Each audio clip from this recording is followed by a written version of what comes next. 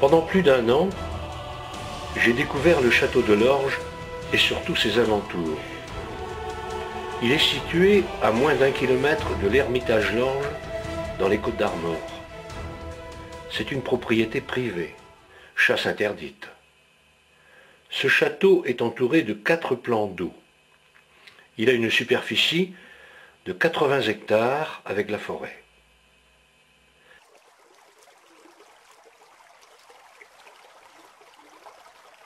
Tout a commencé par la recherche d'un petit oiseau magnifique, très furtif. Jean-François Lecam m'avait entraîné près d'un plan d'eau à l'entrée du château de Lorges. Nous recherchions le martin pêcheur. Ah oui, je l'ai filmé s'envoler. Il était là, magnifique. Mais Il malheureusement, est là, c'est lui. un peu trop loin. Enfin, surtout pour moi. Au soleil. Je le Pour vois bien. Jean-François, qui fait de la digiscopie, c'est-à-dire une longue vue reliée à un appareil photo, ça va. Il est monté d'une branche. Ah, superbe. C'est le temps qui passe, mais je pense pas que ça t'appartient.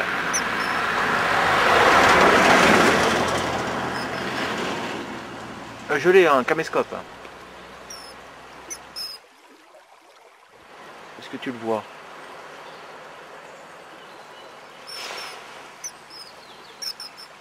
Il est toujours là. Tu le vois là? Ça y est, tu prends une photo?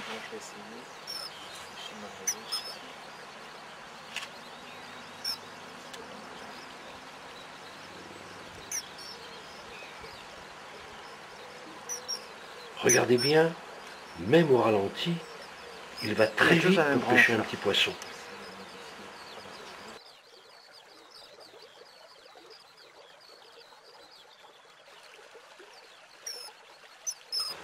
Là, il est parti.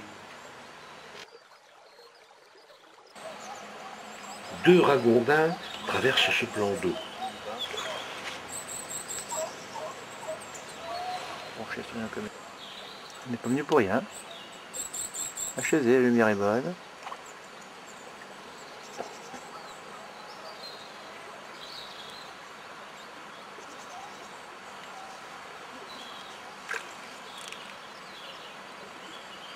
Le petit qui essaie de monter dessus. Hop, ça y est. Je suis le petit là, parce que l'autre est parti.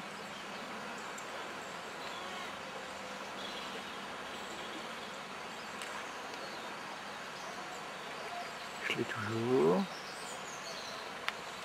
Pour ce film, j'ai tourné beaucoup d'heures de vidéo pendant plus d'1 an, et ce n'est pas facile de le réduire.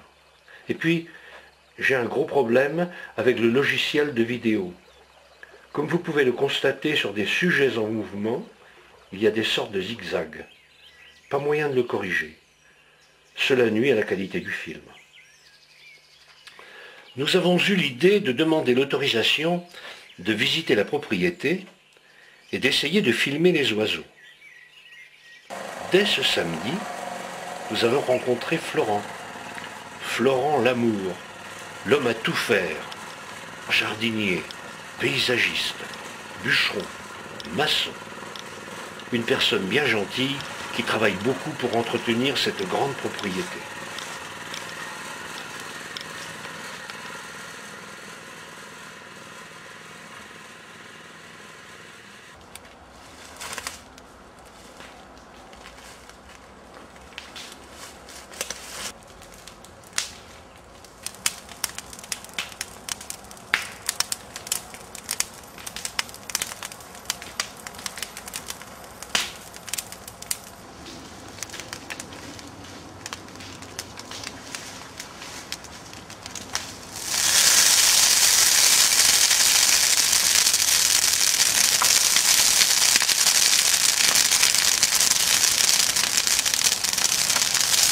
Nous avons fait connaissance avec M. Joseph Hervé, le propriétaire de ces lieux.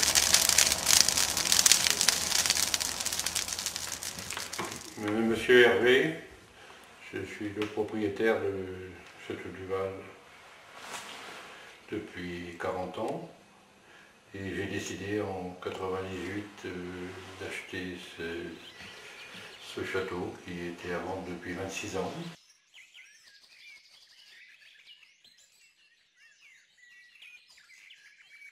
Le projet primitif, c'était de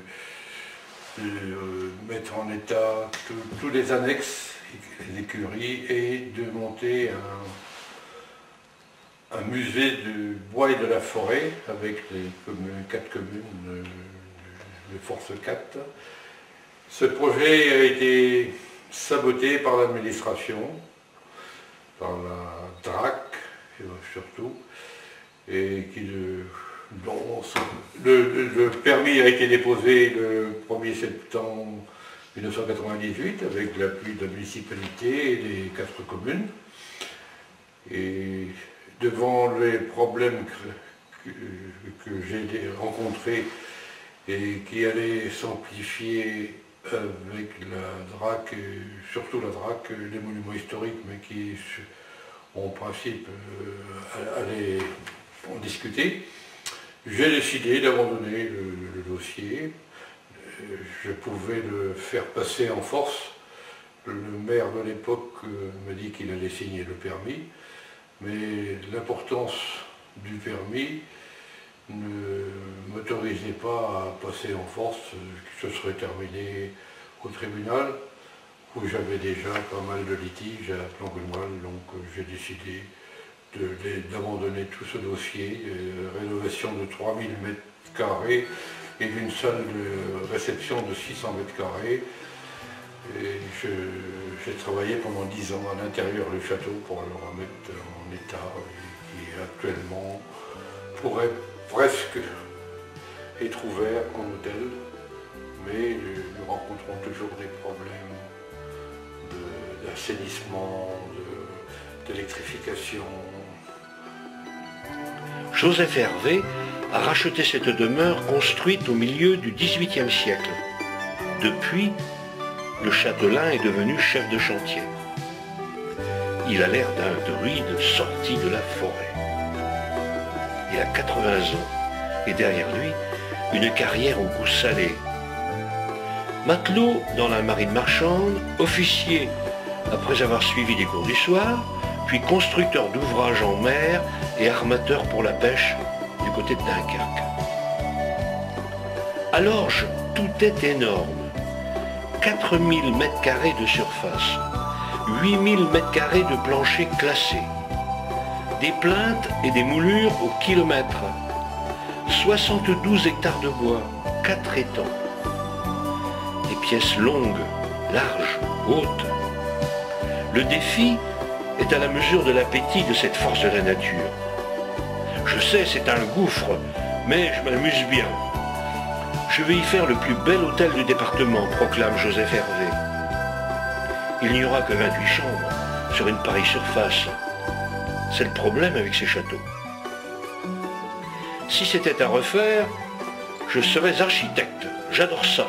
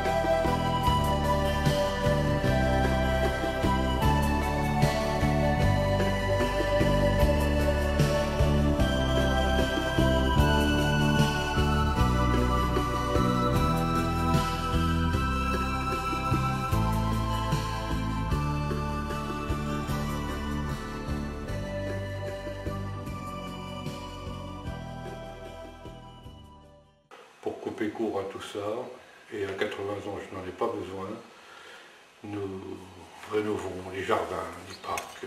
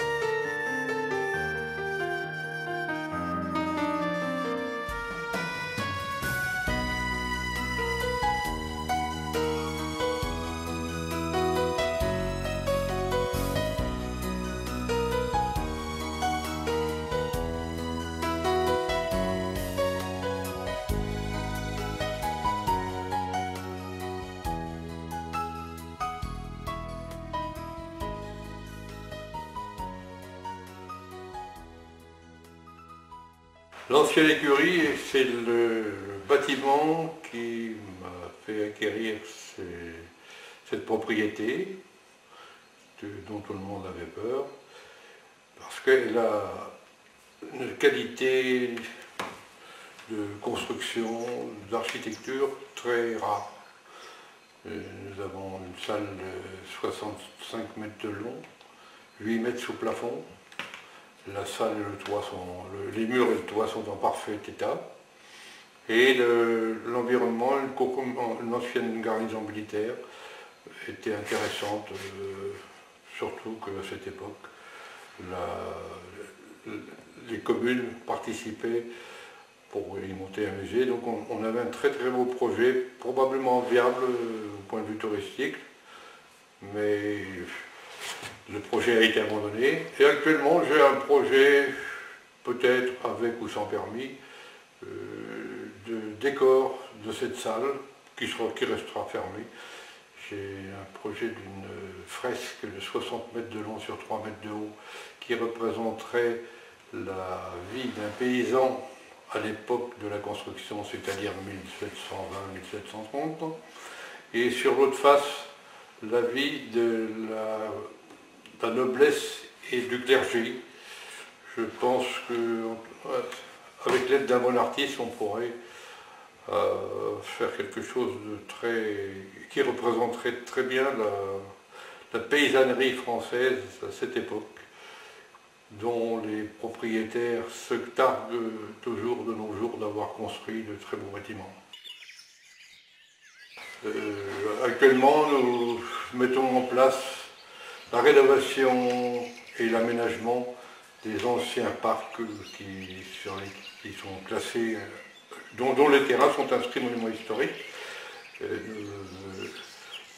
Nous mettons en place toute une flore avec des plantes médicinales, des plantes aromatiques.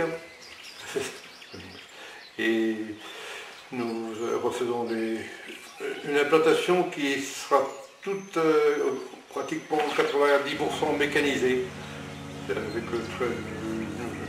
J'ai acquis un matériel très spécifique. Les allées seront toutes en herbe et implantées de façon à avoir le moins de problèmes de main-d'œuvre possible, ce qui sera certainement le handicap si nous ne remédions pas à ça, parce que nous avons 9 hectares de jardin et ce sera quand même très difficile à entretenir.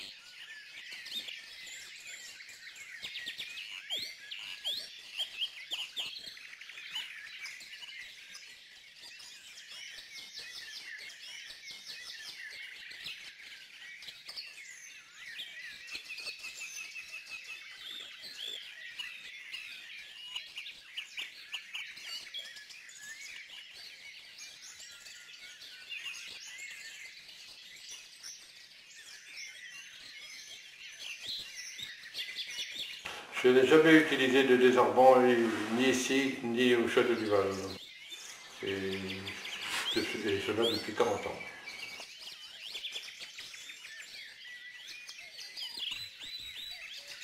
Bon, la faune sauvage, ici, le principal gibier, c'est le chevreuil, qui fait énormément de dégâts.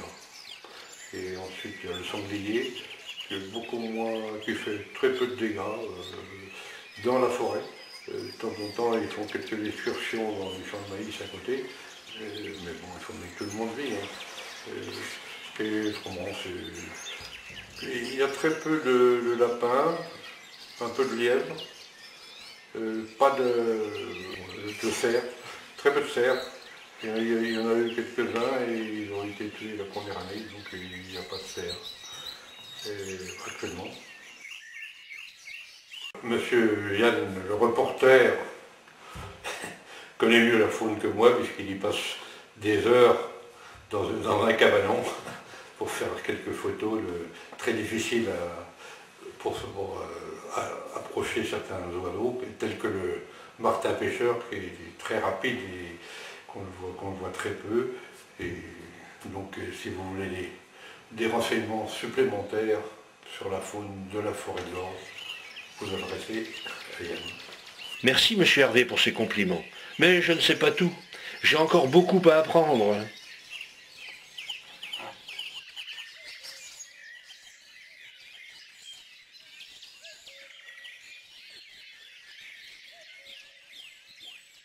Alors, suivez-moi dans ce magnifique parc et cette forêt à la recherche de la faune sauvage.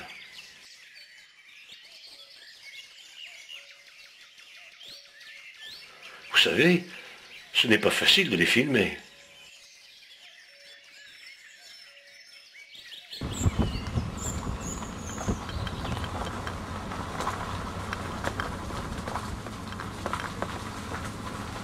Combien de fois ai-je fait ce trajet? Je commence à bien le connaître.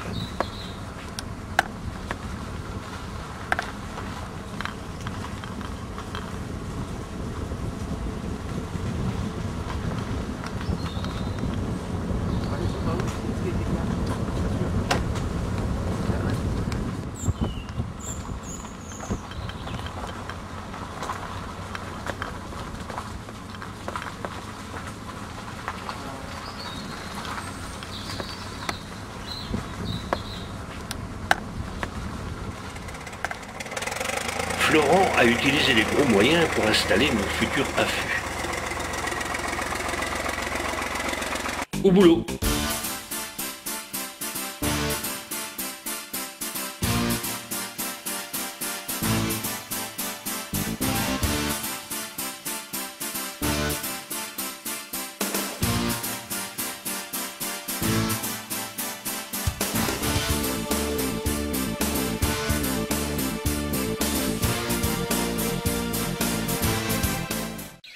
Puis viennent les longues heures d'affût dans mon cabanon, comme dit M. Hervé. Il faut attendre, mais j'ai beaucoup de patience. Je surveille ce vieil arbre déraciné juste au-dessus d'un plan d'eau. Toujours rien. J'ai réglé mon caméscope sur cette branche.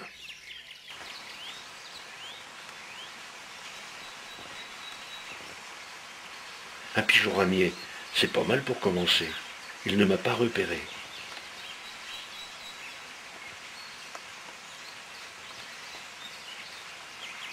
Un autre jour, je reprends la garde. Tout à coup, il est là, le martin pêcheur. Malheureusement pour moi, pas moyen de régler la netteté de l'image. C'est très frustrant. Vous savez, certains oiseaux ne sont pas faciles, comme le martin pêcheur.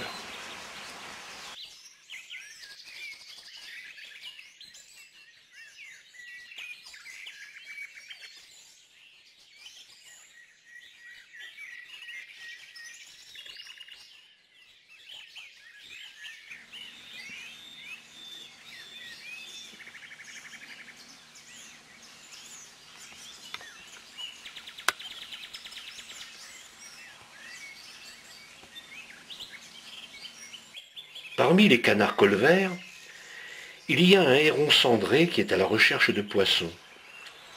Le héron cendré est un échassier pêcheur très timide. Il se laisse observer de loin dans les marais et au bord des rivières d'Europe.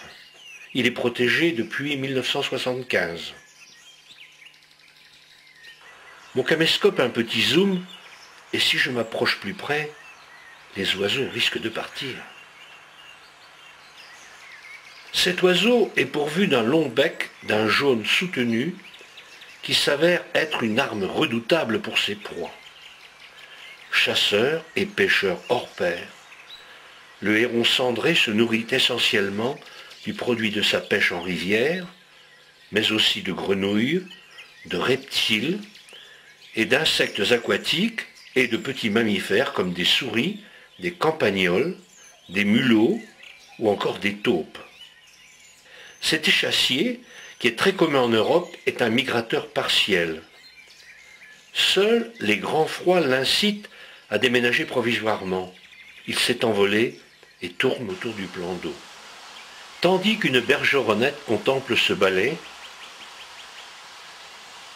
il finit par se poser tout en haut d'un grand sapin. Couleur d'automne.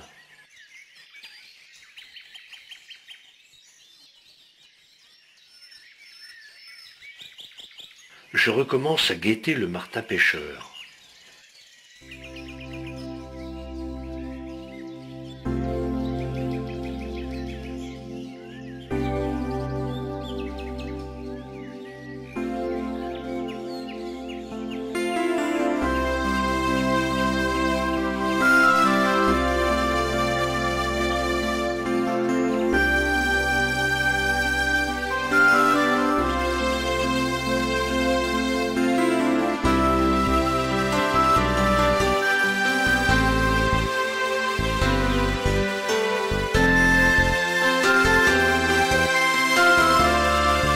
Ce héros cendré est par moments attaqué par des cormorans.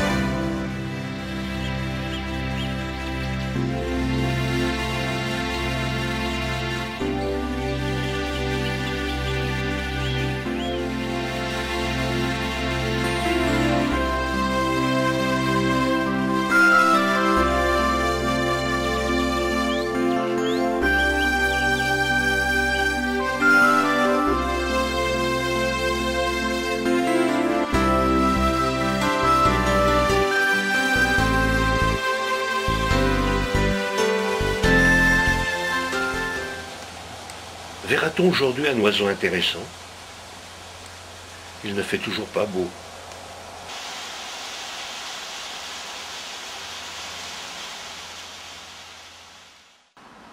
Les jours passent et les semaines.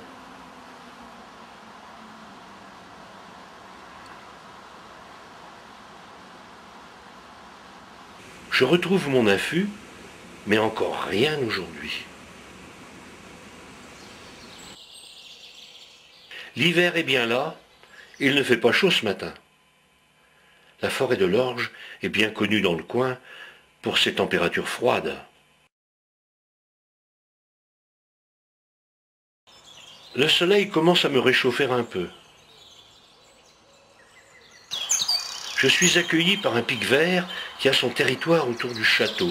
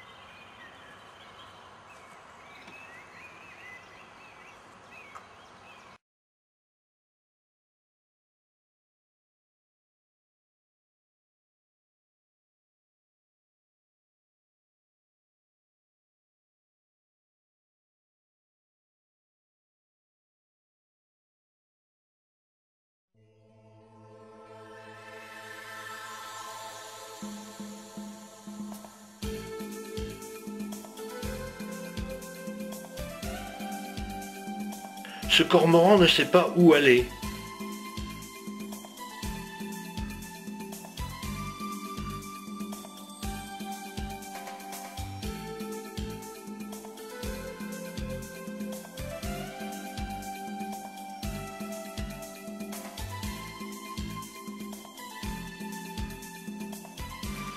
Toujours aucun signe de vie autour de mon affût.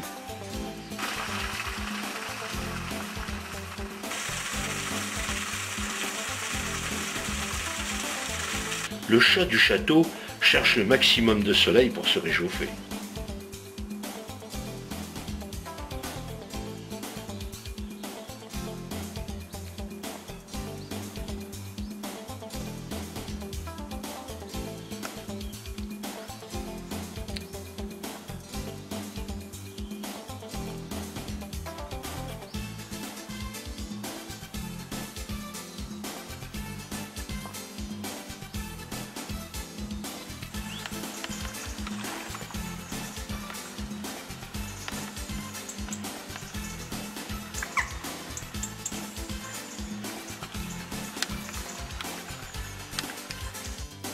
Ces ânes sont des débroussailleuses efficaces, et même un peu trop par endroits. Actuellement, tous ces ânes sont partis.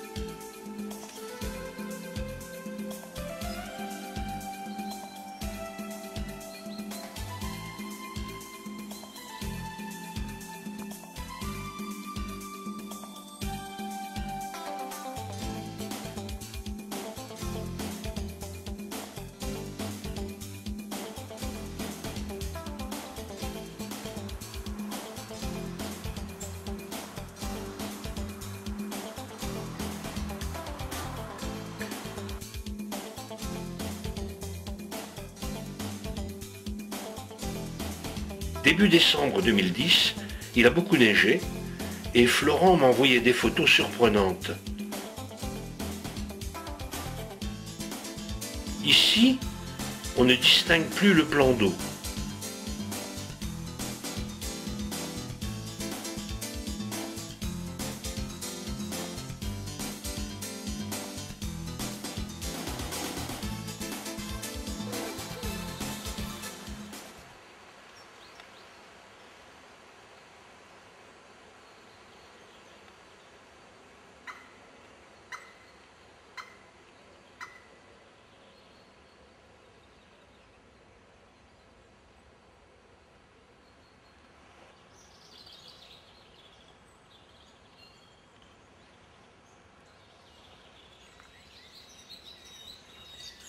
Voici enfin le printemps.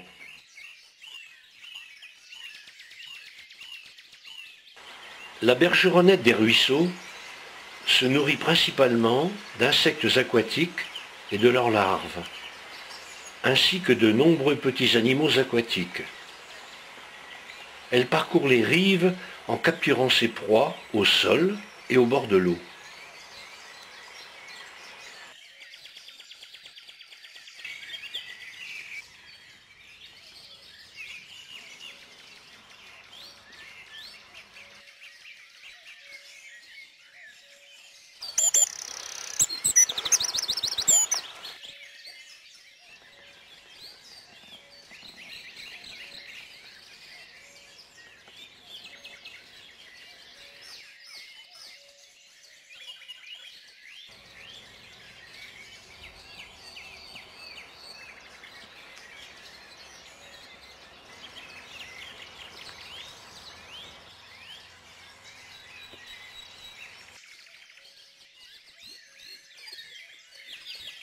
Jean-François est toujours aussi captivé par cet endroit enchanteur.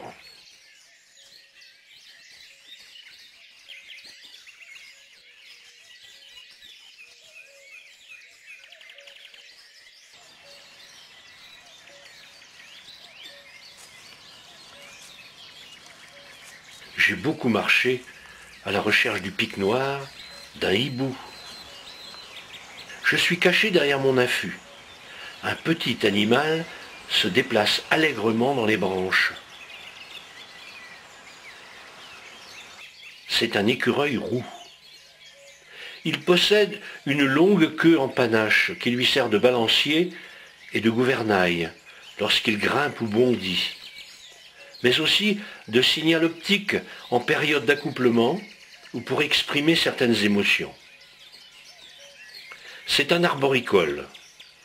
On le trouve donc à proximité des bois et dans les forêts, notamment dans les forêts anciennes, où il mène une vie individualiste, marquant ses itinéraires de repères olfactifs qu'il semble être le seul à reconnaître et cachant des stocks de graines ici et là.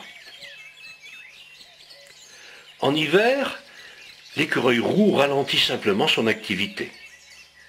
Il n'hiberne pas et les grands froids peuvent lui être fatales. Dans ce cas, il peut migrer massivement vers des régions où les températures sont plus clémentes.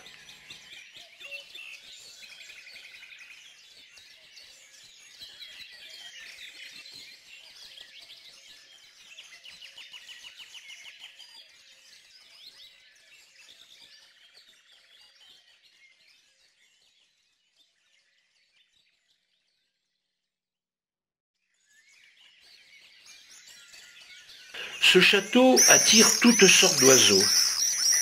Excellent voilier, le martinet noir peut atteindre des vitesses de 140 à 150 km/h et passe sa vie entière dans les airs, 4 mois par an. Il ne se trouve à terre que par accident, et bien sûr, l'été, dans des infractuosités de toutes sortes, afin d'y couver. Ils essaient de rentrer dans ce trou pour nicher, mais peine perdue, pas moyen d'entrer.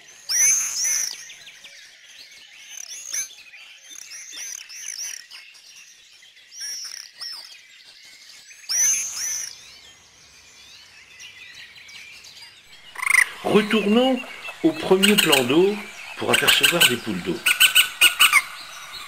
On la voit souvent marcher dans l'herbe. Très agile, elle est également capable de monter sur les arbres pour se reposer.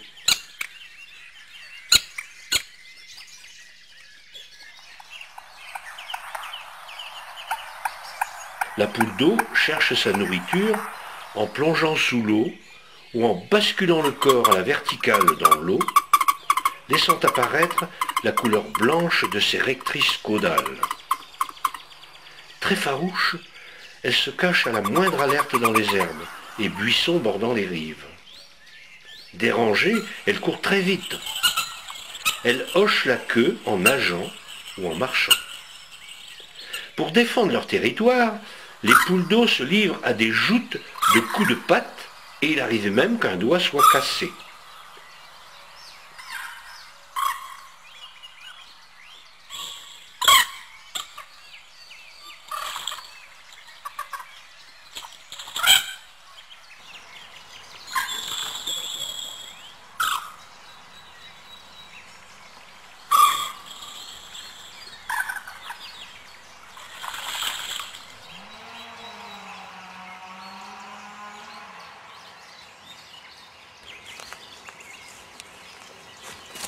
Je repars toujours à la recherche de la faune sauvage.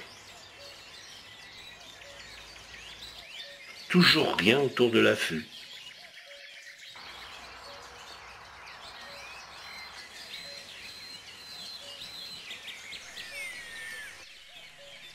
Un balai de buses avec leurs cris stridents.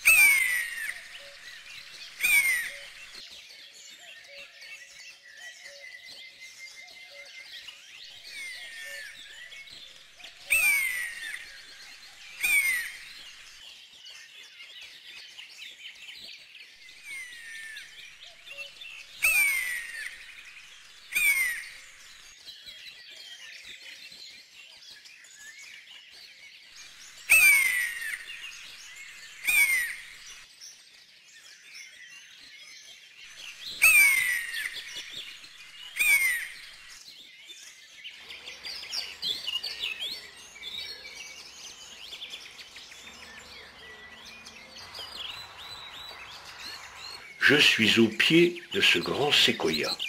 Comme les pics, les grimpereaux des bois recherchent leur nourriture, accrochés aux troncs et aux branches, dont ils inspectent minutieusement les crevasses et la mousse à l'affût de minuscules insectes. Toujours affairés, ils circulent avec agilité, tels des souris, contre l'écorce des arbres. Comme les pics, ils s'appuient sur leur queue rigide pour grimper le long des troncs. Leur habitude est d'inspecter les arbres de bas en haut, du tronc jusqu'aux rameaux. En hiver, ils s'associent parfois aux troupes de mésanges dans les forêts. Toujours rien. Mais sur ce plan d'eau, un héron cendré est à la recherche de nourriture.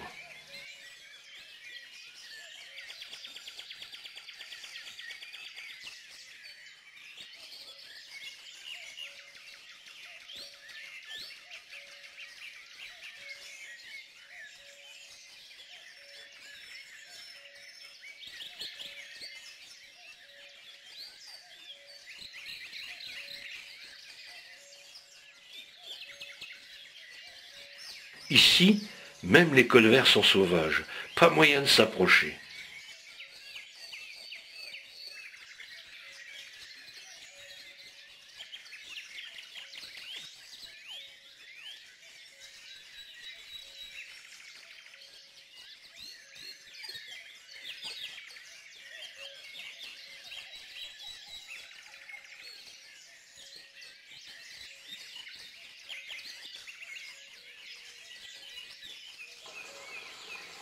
Les poissons sont ici abondants, ce qui attire entre autres le martin pêcheur.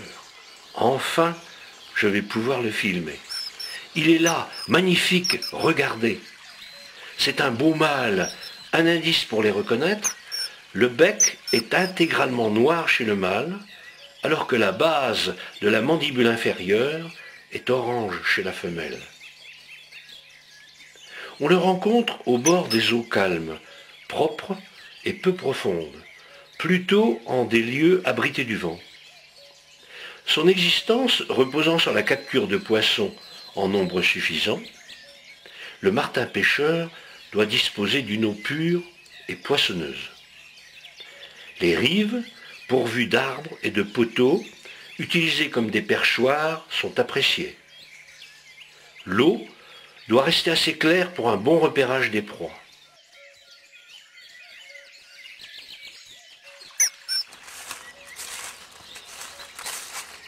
Je repars à la recherche d'autres oiseaux.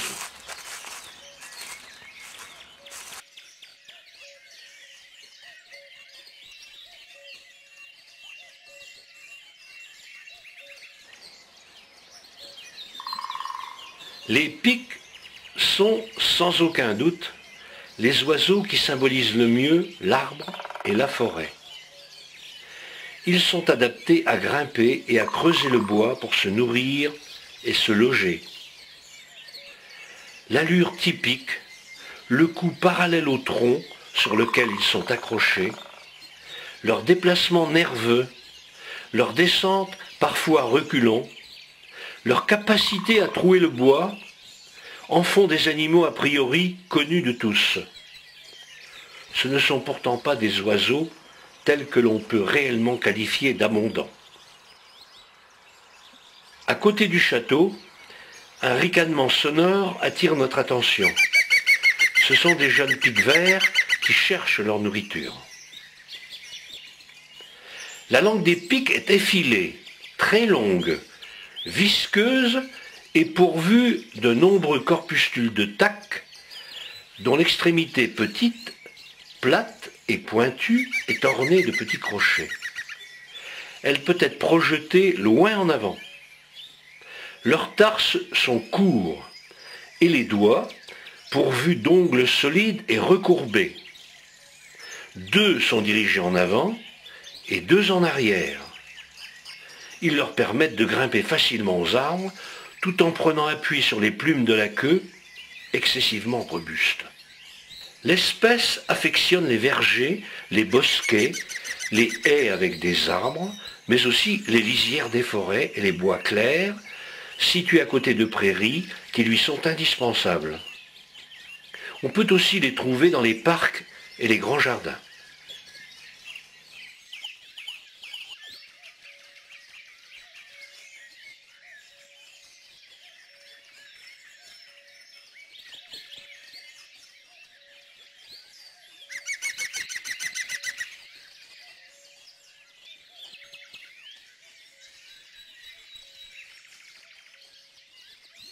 Voici un adulte. C'est une femelle car elle possède une moustache toute noire, tandis que le mâle a une moustache noire centrée de rouge. Le pic vert, habillé de vert et coiffé de rouge, est tellement joli qu'on a du mal à s'imaginer qu'il est indigène, car on croit généralement que toutes les espèces sont ternes et sans couleur. C'est un véritable plaisir de le voir arpenter la pelouse, à la recherche de fourmis et de fourmilières. Après avoir pratiqué un trou avec son bec, il y introduit sa langue en engluant les fourmis et leurs larves. Si sa nourriture se compose surtout d'insectes, il la complète aussi de graines et de baies.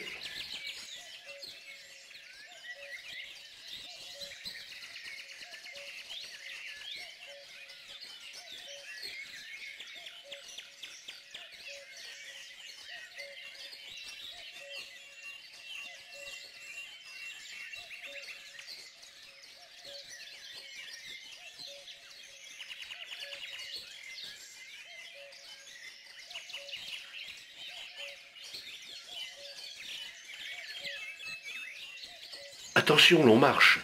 Une petite grenouille se sauve.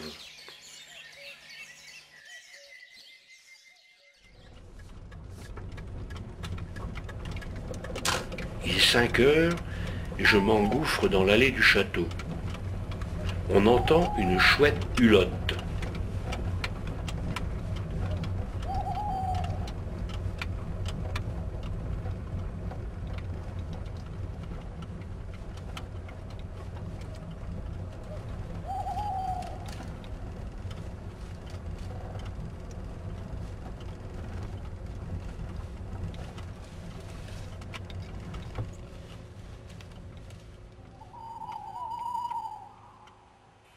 Tout est calme.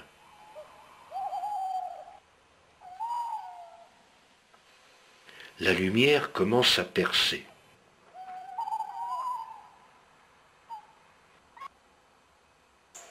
Dans le fond, j'aperçois un chevreuil.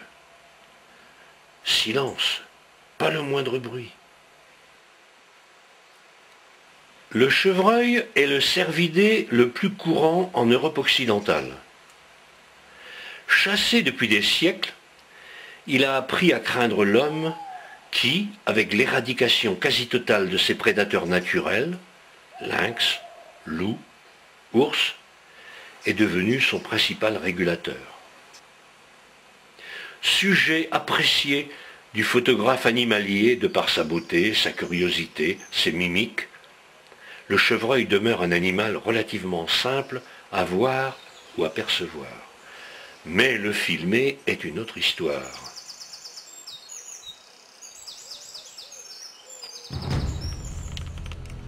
Surprise pour moi, et surtout pour ce renard qui me trouve sur son chemin.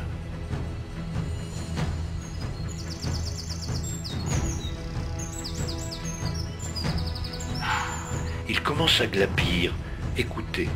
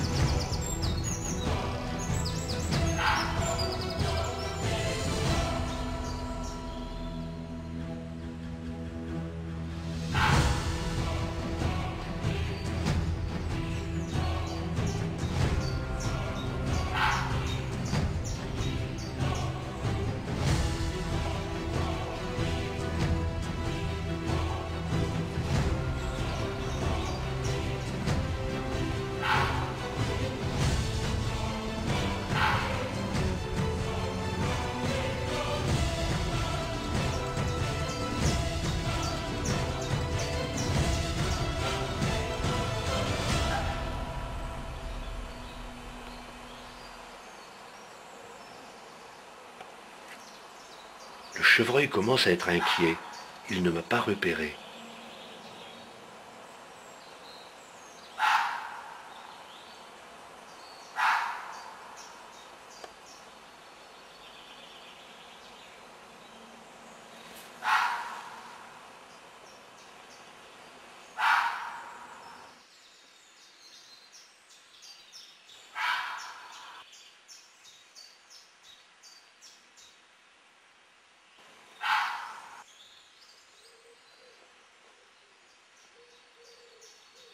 Il avance avec beaucoup de prudence.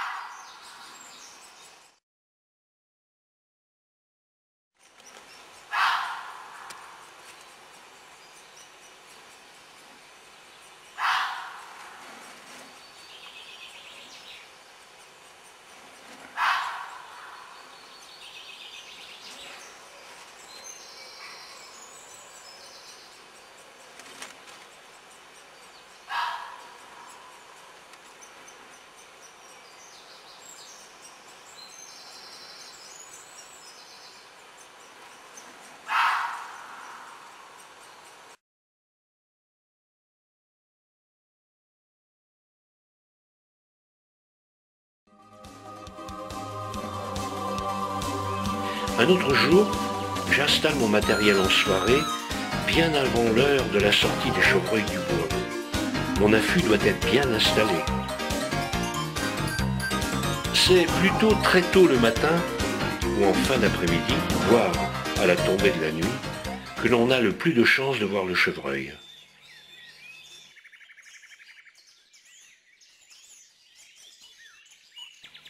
Voici le premier qui arrive. C'est un brocard, le mâle. Sa femelle On l'appelle la chevrette. L'ouïe du chevreuil est extrêmement développée. Ses pavillons auditifs, plus de 25 fois plus grands que les nôtres, et l'orientation sélective de ses oreilles lui permettent de déceler un mulot grattant au sol à plusieurs mètres et d'isoler efficacement le moindre bruit suspect. Son odorat, 100 fois plus développé que le nôtre, est proche de celui du chien. En d'autres termes, il peut sans problème vous repérer à 200 mètres, si vous êtes dans le vent. Par ailleurs, il est capable de déceler une odeur humaine laissée sur le sol ou sur une branche, même 1 heure avant son propre passage. Inutile de préciser qu'il est impératif de faire attention au sens du vent, voire de la moindre brise lorsqu'on veut filmer le chevreuil. Je les ai filmés pendant une bonne demi-heure. Quelle beauté! J'aurais été déçu de ne pas vous montrer aussi les autres animaux qui sont dans la forêt de l'Orge. Lorsqu'il est dérangé, il fuit généralement discrètement, mais peut aller jusqu'à donner l'alerte avec une sorte d'aboiement, à la manière d'un chien.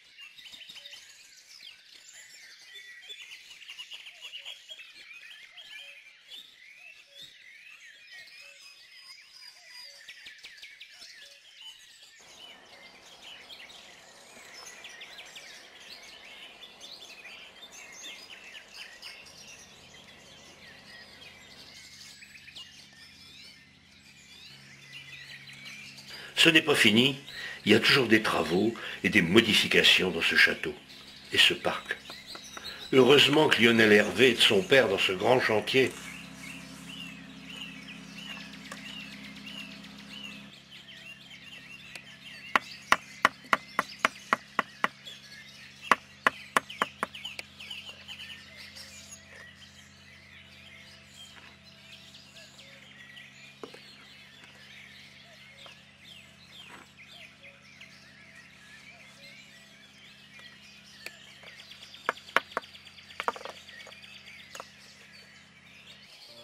Ce film n'est pas encore terminé, je n'ai pas encore filmé toute la faune sauvage de la forêt de l'Orge.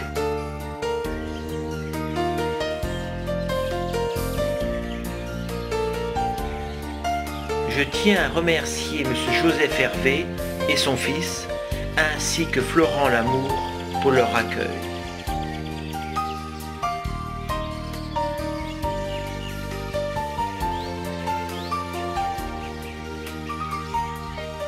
Cela tombe bien, l'année 2011 sera une année verte et pleine d'oxygène. En effet, cette année a été proclamée Année internationale de la forêt par l'Assemblée générale des Nations unies. Le message, le développement durable ne peut pas exister sans la forêt.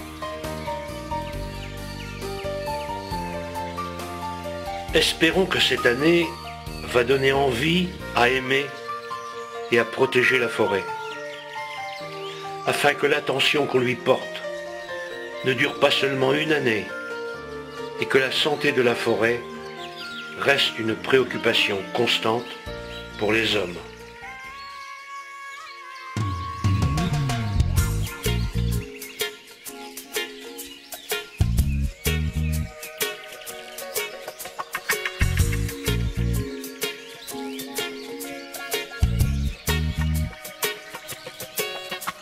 Suffit de pas grand-chose, simplement d'une graine déposée dans son ventre pour qu'elle devienne pleine. C'est fou tout ce qu'elle a pu nous donner, des fleurs, des fruits, de l'eau, du soleil pour l'été. Elle a mis des étoiles dans le fond de la mer, du vent dans les voiles, des oiseaux dans les airs. Elle a inventé des êtres si différents, allant des bactéries jusqu'aux gros éléphants. Merci à ma planète, j'aime, j'aime, j'aime comme elle est faite. Merci à ma planète, j'aime, j'aime, j'aime comme elle est faite. Elle t'a donné la vie, des rires et des pleurs, t'a remis une palette de toutes les couleurs. Elle s'est faite discrète, jolie petite planète, et toi tu marches sur son dos, tu roules sur sa tête. Merci, merci à ma planète, j'aime, j'aime, j'aime comme elle est faite. Merci, merci à ma planète, j'aime, j'aime, j'aime comme elle est faite. Merci, merci à ma planète, j'aime, j'aime, j'aime comme elle est faite. Merci, merci à ma planète, j'aime, j'aime, j'aime comme elle est faite. Si des hommes inconscients viennent nous l'abîmer, avec leur détergent, leur poison, leurs déchets, elle peut compter sur moi, moi je la défendrai. Je planterai des arbres, je la protégerai. Je nettoierai ses plages, je la surveillerai. Je garderai son eau, je la préserverai.